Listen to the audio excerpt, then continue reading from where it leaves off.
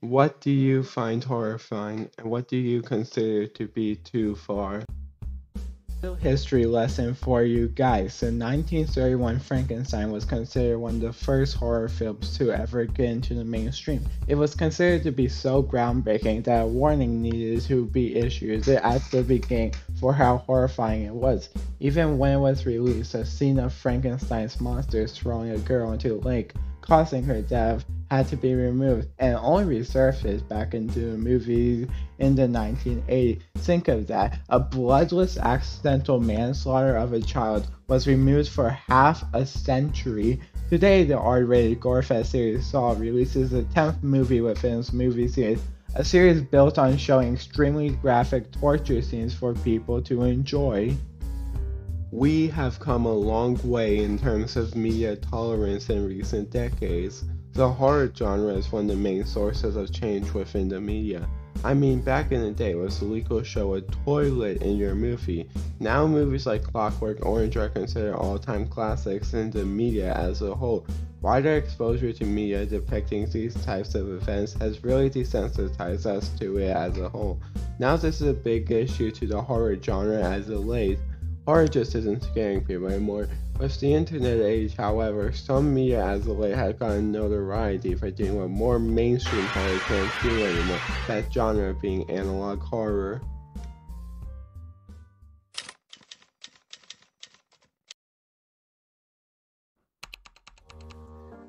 Analog horror is a genre of horror that's based upon the use of analog devices, most commonly VHSs.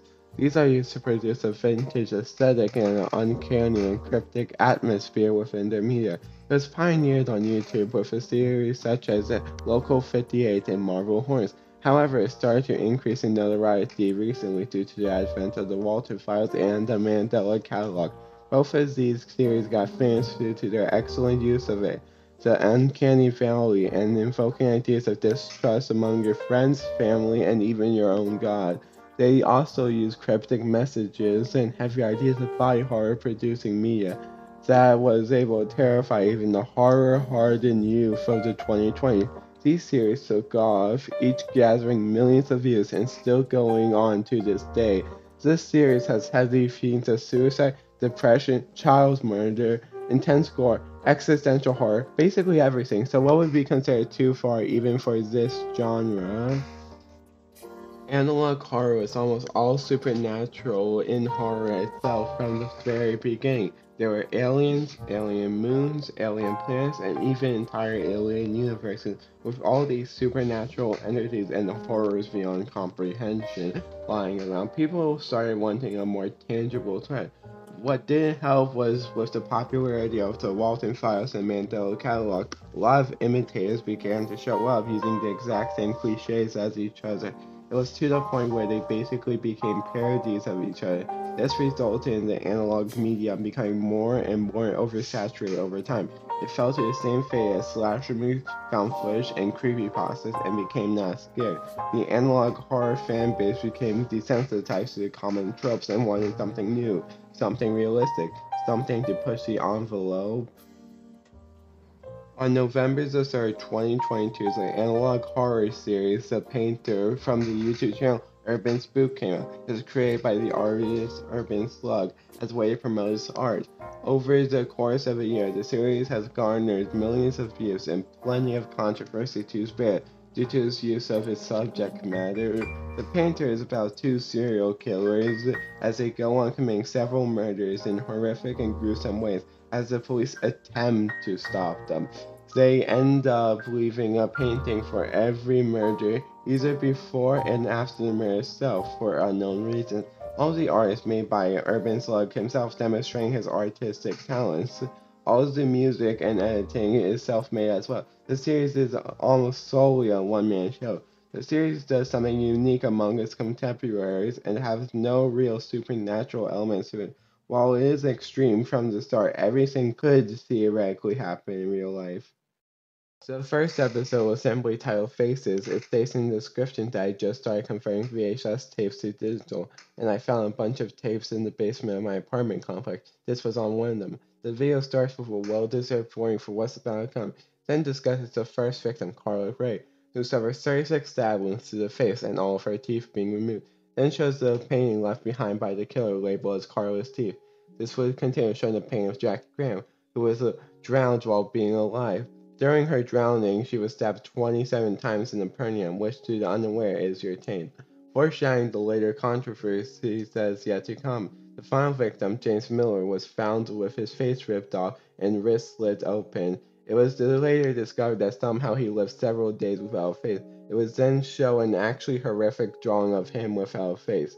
Several other paintings showed up later depicting people's deaths, but were unknown for what cases they were tied to.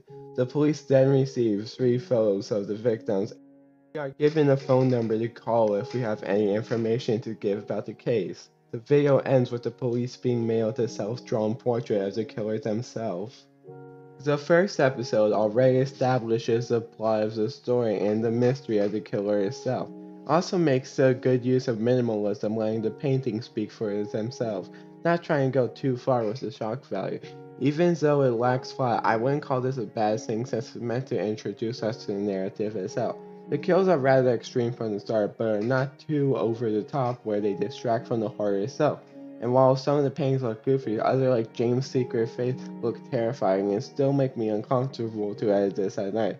What I think really made this series gain the attention it got was the fact that despite the graphicness of the kills themselves, all of them could theoretically happen. It was not supernatural horror unlike most of all other analog horrors.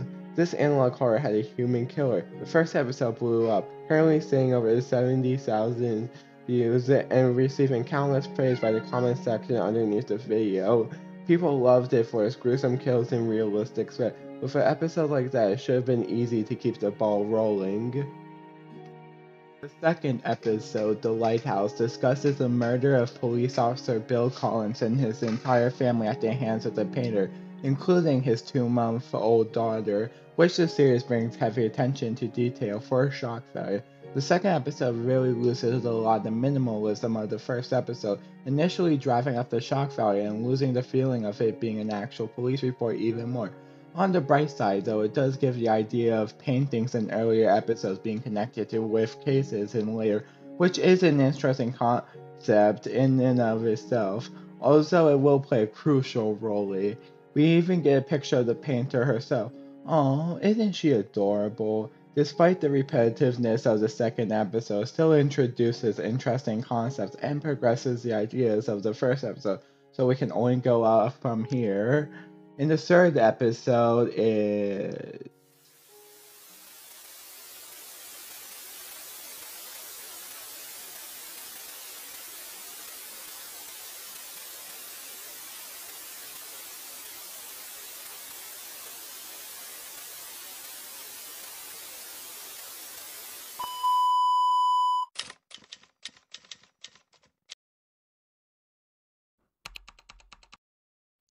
Okay, I've been giving a history lesson and plot overview for most of the video so far, and now it's time to really get into the core criticisms of the series within itself, and how the series fails at being horrifying and just ends up being gross and desperate in execution.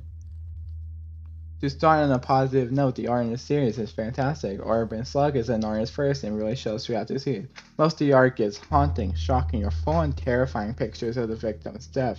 His art style, while not only making it look like actual paintings, does a great job at going into the uncanny valley. It's realistic, but not quite in like the most unnerving of ways. A lot of these drawings unnerve me, and it's by far the best part of the painter. However, I will note that this doesn't apply to every painting. Some, like the one that's been affectionately described by Sir Pela, as like a ball, anyways, like a gingerbread man being punched in the balls. Most of the bad drawings come from the photographs of the victims, which just look comical to look at most of the time, and really dampen the atmosphere of the video. Still, most of the drawings look great, and the bad ones only really appear in the first couple episodes. The art really is the only highlight in this void of analog horror. My personal favorite has to be Ian the Pig, where the anatomy of it gives you this feeling of being distorted and suffocating in such a mesmerizing way, like you are really watching a man die inside of a pig. If you want to experience this series just for the art, just follow his Instagram. You'll get more of his arc without having to deal with the garbage story around it. Speaking of the story, the idea that these are some VHSs this guy found in his apartment's basement and converting them to digital is dumb. Like, the idea that this guy just found some random VHS tapes that do not belong to him, stole them, and converted them to digital, and find several reports of a killer makes no sense, and raises so many questions like, where did they come from?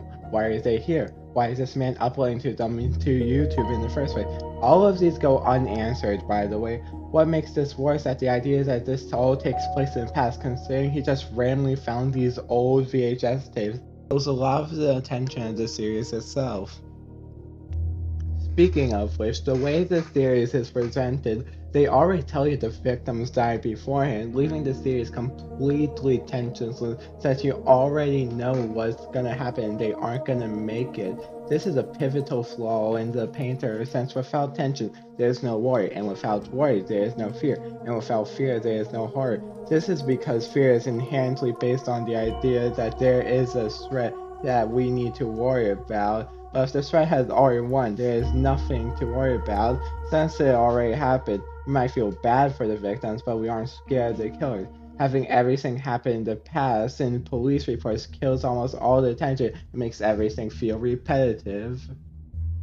The series feels very repetitive as a whole. The plot hasn't really changed at all since the first episode. The first episode can be summarized: police finds the victims of the painter. Death gets described in detail. Painting the victims found with other paintings. We find a little bit more about the painter. The second episode is the exact same thing, with the added idea that we can find paintings before the bodies. The third episode is... the fourth episode is the exact same thing, so is the fifth, sixth, seventh, eighth. It's all just the same shit happening over and over and over and over and over again endlessly. What makes this worse is that everything is just presented in the exact same way. Just this cold, dry police report with never little change about how anything is presented. There's no progression in the plot and there's no development in the characters because they all die before we get to know them.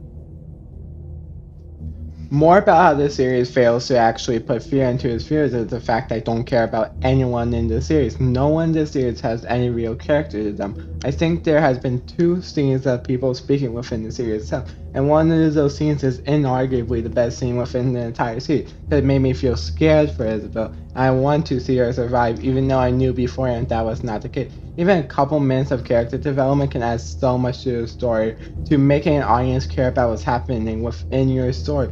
But this story has nothing to it. Just making a character a child won't suddenly make me care about them, especially if they're already dead by the point I learned they're a child. It just makes you look desperate to gain sympathy for characters without actually having to write for them. From my memory, there has only been one survivor of the painting, Susan Roosevelt. She has gotten no character development at all and seemed to disappear from the series itself.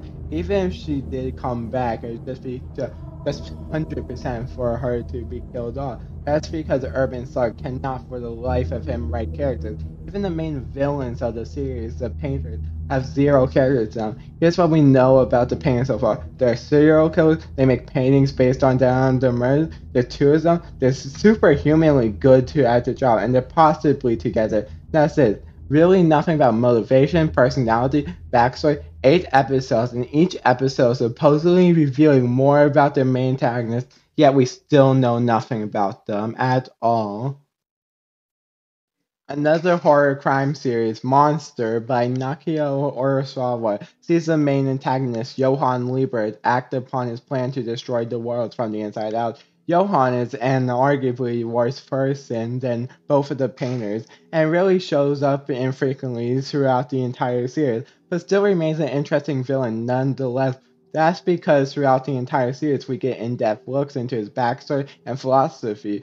We get an idea about the character despite his lack of screen time, and with the added information about Johann, it only adds more tension to him and his story. And guess what? He's still mysterious and threatening. You can have an antagonist that's supposed to be mysterious and threatening without revealing absolutely nothing about it.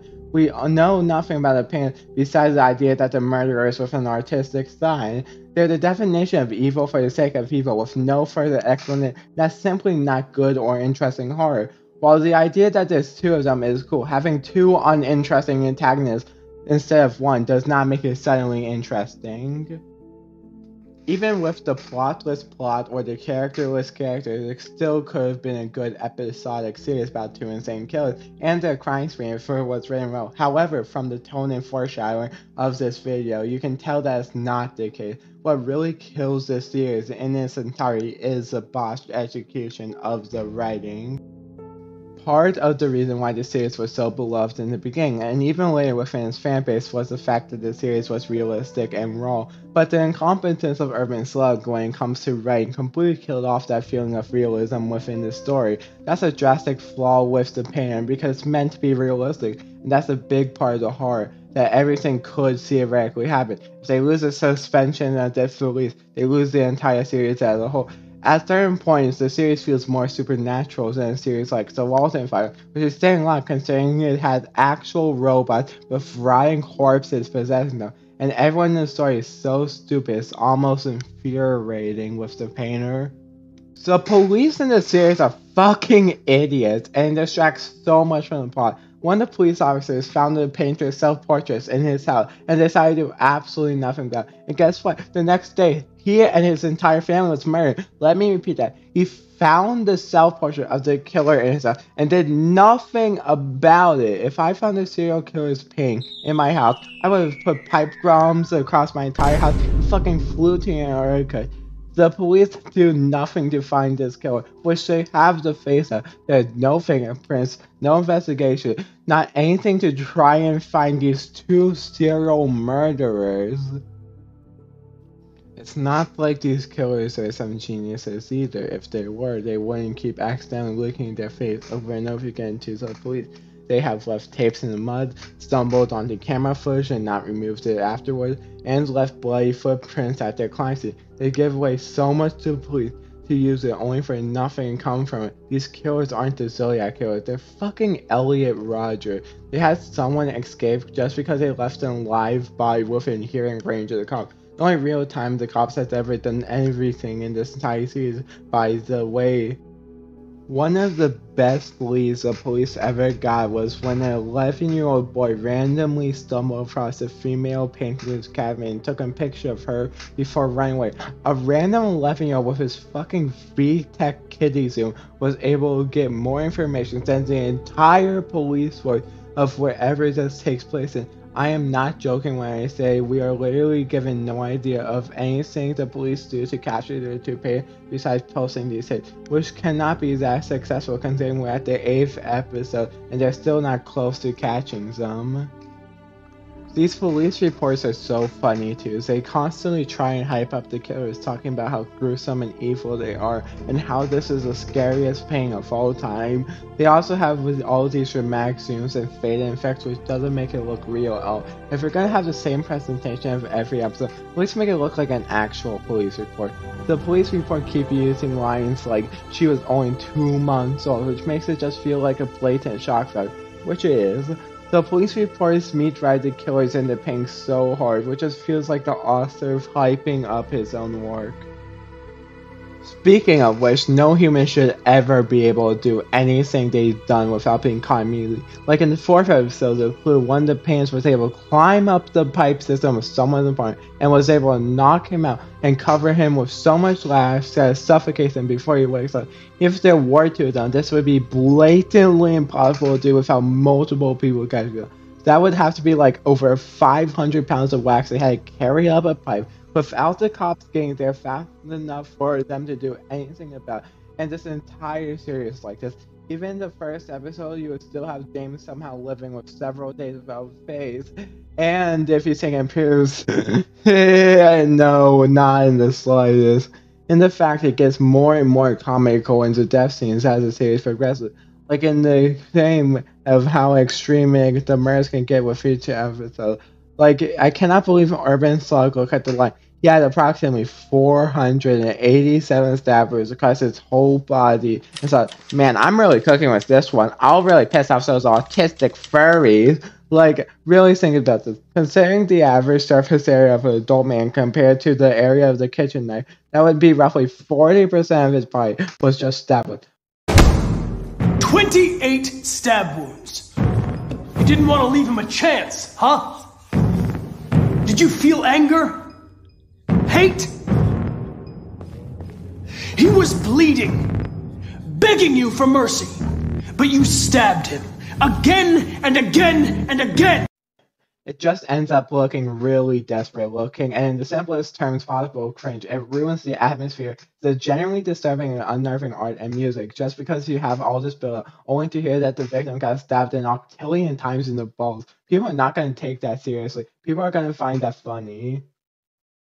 This is because the idea of shock value when something is shocking, it heightens the emotions that you're trying to get to, whether that be funny, exciting, and especially horrifying. Shock value can produce some of the best moments in media, but it's like an explosion in an action movie. It might be the best part of a movie, but a movie with just explosions would quickly become boring, or unwatchable, or unintentionally funny. As discussed earlier, this applies to horror as well, especially The Painter. Almost all of these episodes can work standalone, but with the other episodes in mind, they completely experience the shock value. The first episode gave the series a good starting point, only for the audience to realize The Painter is almost only shock value with no extra substances. That series being icing on the cake with no cake to begin with. Well, I guess it's better time than any to address the elephant in the room. You know, I saved this until near the end because it kind of overshadows everything in this series. I've been trying to keep a pretty light tone throughout this video because the series does end up becoming unintentionally very funny. But this is a controversy everyone who knew the series before and likely knew him for, and thus I need to cover it, since it's what I think is the biggest flaw with the series. His inability to handle serious subjects well and his over-reliance on shock value. In the third episode, it shows the two 11-year-old twins, Corey and Margaret Beck, going missing and their bodies being discovered. They were only able to recover the lower half of Corey and the upper half of Margaret, which were hastily stitched together like a broken doll. Margaret's neck and jaw were found broken, with a brick with the word meat shoved down her throat. Corey died by his genitalia being forcibly pulled off his body. However, it was discovered before the disappearance. Corey was dared by his friends to enter a remote cabin. In that cabin, he found a female painter and accidentally took a picture of her before leaving, revealing that she was the one likely connected to the kidnapping and murder of the Beck twins. If the name Margaret and Corey sound familiar, it should. Remember how in the second episode it was revealed that paintings in the past can reveal tales in the future episodes? Well, in the first episode, they revealed these paintings with the labeled "Fuck Toy Corey" and "Scream Maggie Scream."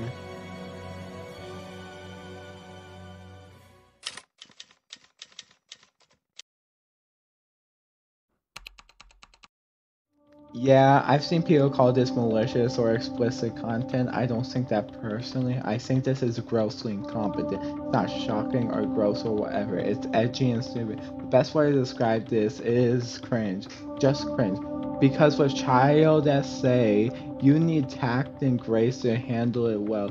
And this has the equivalent tact and grace as a carpet bombing campaign. I'm struggling to put in words why you don't do it, because it just should be obvious.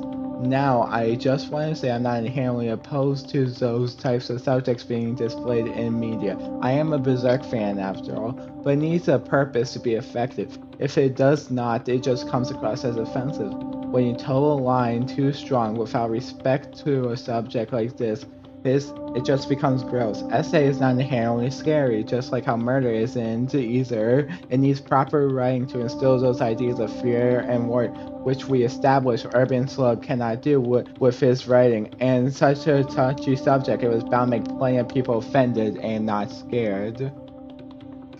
I think the best way to explain my point is to discuss a series that does this subject justice. Spoilers, by the way. Yumi Nikki is a 2004 indie horror game created by Kikiyama. It covers our player character Matsuki as she explores her dreams. Over the course of the game, we explore her dream world, collecting 24 effects, and when we do see her jump off a balcony, ending her life. It isn't explicitly stated within the story what happened to her, but through looking through the world itself, the more you explore, the more you find her repressed memory and realize she is an XA victim. This revelation is an emotional gut punch while also retaining its horror factor, as everything pieces together while also explaining the question of why she took her own life at the end.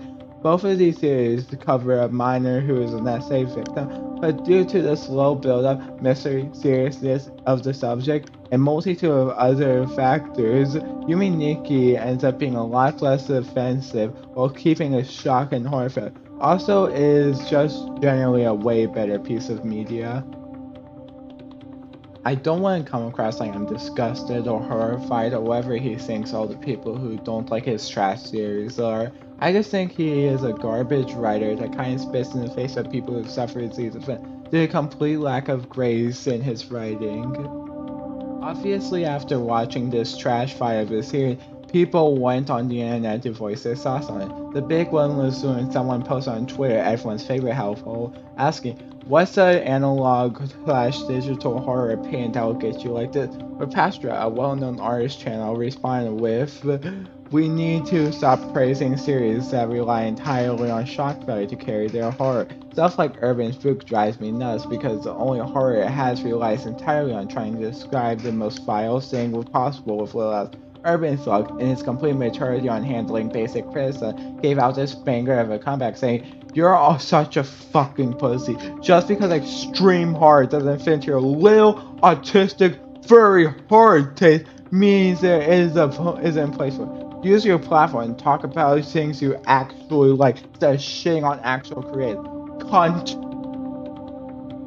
If you make a series about minors being essayed to death, yet you can't handle the most basic of fucking criticism, you should have no right to make fun of people for being offended of your work. Obviously, this resulted on everyone having a collective clowning session on it. Cheskis on his in-character Twitter told him to go fuck himself. Martin Wallace posted this banger tweet. UrbanSPOOK, being well known for not being afraid to use the most offensive subject, immediately deleted his Twitter because people were being mean to him for thinking a minor essay was inherently good horror. Now, the painter has his fans, and I honestly don't get why. Like, if you like his art, his Instagram page is right there. If you think there's good horror, be real. Were you ever really scared by this past the first episode? I really think the only audience for this is edgy gore scenes. I've heard people say horror is meant to be horrifying and stuff, which, like, I get, but, like, this stuff isn't edgy. I already went over how this series fundamentally failed understanding how horror writing scares people as compared to horror art. UrbanSPOOK is a good horror artist, yes, but a garbage horror writer. If you remove the skills of the art, you get nothing but tasteless, gross kills. You would think this criticism, what the fuck is a criticism? You would think all this criticism and clowning, he would take that advice from heart and improve his series, but no. He doubled down. The episode right after this drama, Pigs, is the most extreme so far, featuring a woman being Mr. Hands to death, a fetus being cut up and fed to the pregnant woman's husband, a man being trapped inside of a pig, and if you thought horror couldn't get more cheap, jump scares. This episode feels like all he was thinking while making this, like, you think this was bad, wait till you see this. I mean, he was right, this is worse than the other one somehow. The series inherently lacks substance of any type. What people thought was a realistic horror series about two vile murderers, people eventually realized was just a void of plot and character writing, replaced solely by his art and shot film. While his art is good, his writing ability damps it heavily. I think this is because fundamentally UrbanSPOOK is a horror artist and not a horror writer. Because to make a good piece of horror art, you don't need to have plot, character, or theme. But when it applies to writing, it doesn't translate. It makes everything look silly, even eventually just boring. Because just like horror, it gets old. It comes to a point where by the final episode, I looked at this art with this usually something very disturbing, with a complete blank of expression. It's not Silence of the Lambs of analog horror, it's the fucking Where Dead Go to Die of analog horror. I'll give him one thing though, he has a very talented and loyal fan base which does actively enjoy a lot of his work. The fan art of this series is proportional to the amount of fans is actually insane. If you like this series, that is completely fine. A little bit questionable, but completely fine. I just personally think this series fails from a fundamental writing perspective that makes it impossible for me to find scary in any capacity. Overall, the painter tries doing what analog horror has not done and going above and beyond, pushing the envelope, but ends up failing due to the fact that his creator is unable to write anything not relying solely on shock value to scare his audience. This, along with his refusal to change, leaves him with a series of continuing negative reception, as the series basically stuck to an endless cycle of nothing happening. In his attempt to be bold and unique among a crowd, UrbanSPOOK needs to learn that writing horrible is not writing horrifying. If you liked that video, make sure to like. If you did not, make sure to dislike. It's engagement either way. Subscribe and click the notification bell for future videos. I am a new channel, so that is the only way for you to keep up with my videos, which should come out roughly every month or so. If you have something to say, make sure to comment. I love hearing feedback. Join my socials in my description for further content from me, and make sure to stay tuned for the teaser to the next upload by me.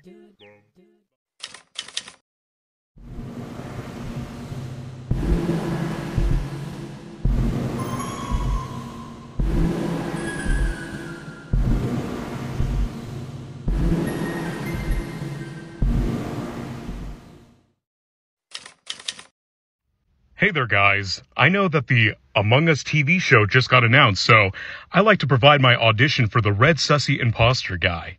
Why? Why would you keep doing this? I have a wife and children now. It's been years. When I go to the mall now, there's fucking children who come up to me and say, "Can you sign my sussy? Can you sign my sussy?" No! I can't! Why would you do this?